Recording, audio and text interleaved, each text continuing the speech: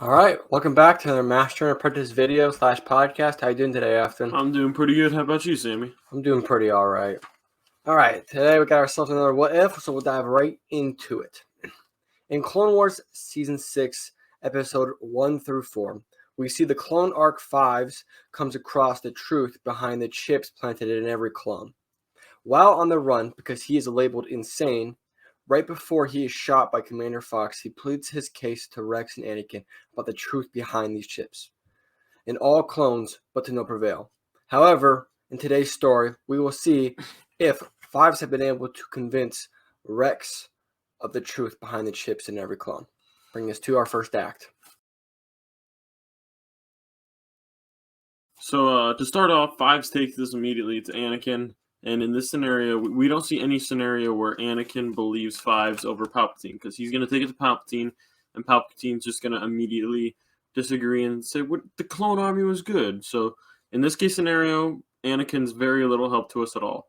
Rex believes Fives, so as Rex Rex goes up and secretly researches this hidden chip, gets a deep tissue scan of himself and finds it.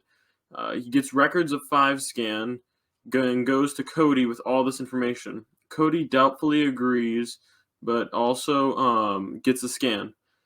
And to his surprise, he finds this chip as well. So both now confident in this belief that there is a chip in them, regardless of the purpose, they go to the people they trust the most, former Jedi Ahsoka Tano.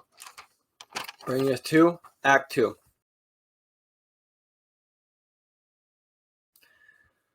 Ahsoka, believing Rex and Cody, decides the best option is to take this to her friends Anakin and Obi-Wan.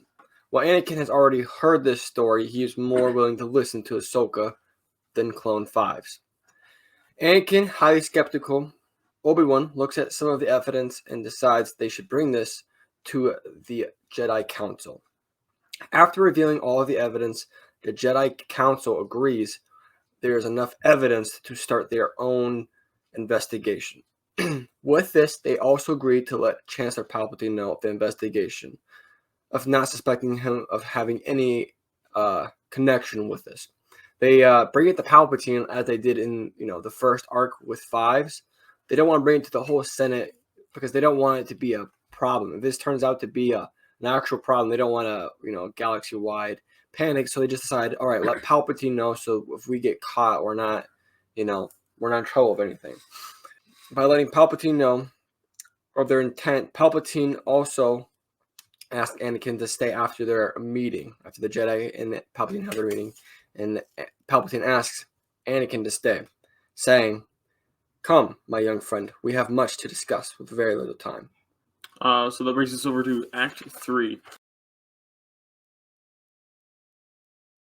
Palpatine, knowing that the Jedi are close to unveiling his plan about the secret dark origin of the actual clone army themselves, he starts trying to enact his plan by kidnapping Dooku and the CIS forces.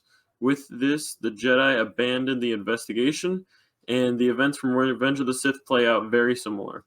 However, during all this chaos, Ahsoka Tano, Rex, Cody are running their own secret investigation, trying to figure out what the chips are.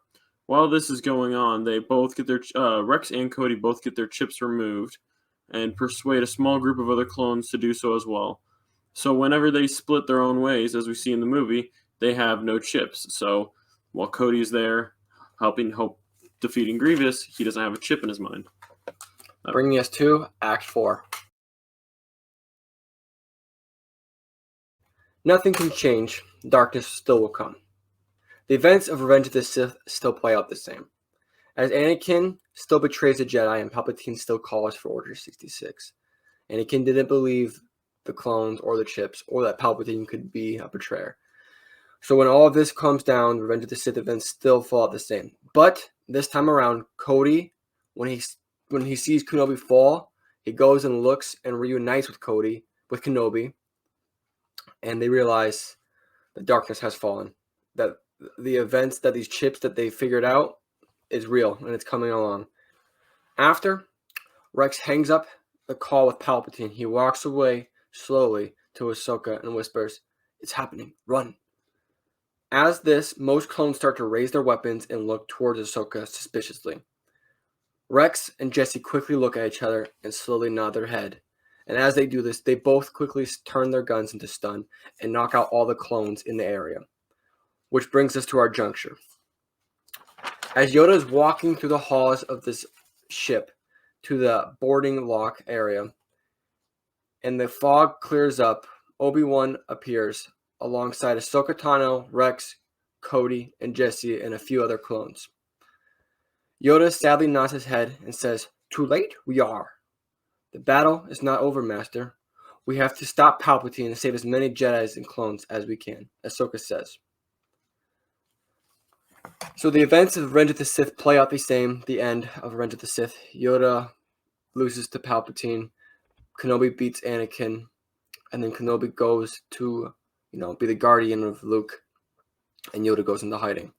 But this time, the galaxy now has a new team of a former Jedi and clones, Ahsoka Tano, Cody, Rex, Jesse, and a few other clones, scouring the galaxy to find and save as many Jedi and clones as they can. They had a jump on it. They were able to save a few more lives, and they're going to do their best now to go save some more lives.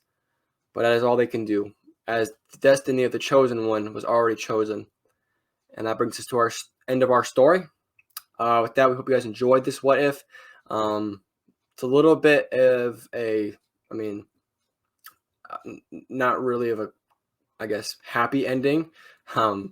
You don't like to see how everything didn't really change very much. A couple more lives were changed, but that was it. The Jedi were still betrayed, and Order 66 still happened. But at this time in the war, the Jedi finding out about this chip just wouldn't have changed. Because this is like less than a year before Revenge of the Sith when Fives finds out. Yeah, so it's almost the exact same. It's very. It wouldn't have changed very much at all. So that's why there's really no difference from this or to Revenge of the Sith, is because nothing really would have changed. Palpatine just would have hurried his plans a little bit along. And yeah, with that, again, we hope you guys enjoyed this. If you guys think ending would have ended a little bit different, just let us know down in the comments. We'll take a look and dispute it. And with that, we hope you guys enjoyed this, and we will see you guys in the next one.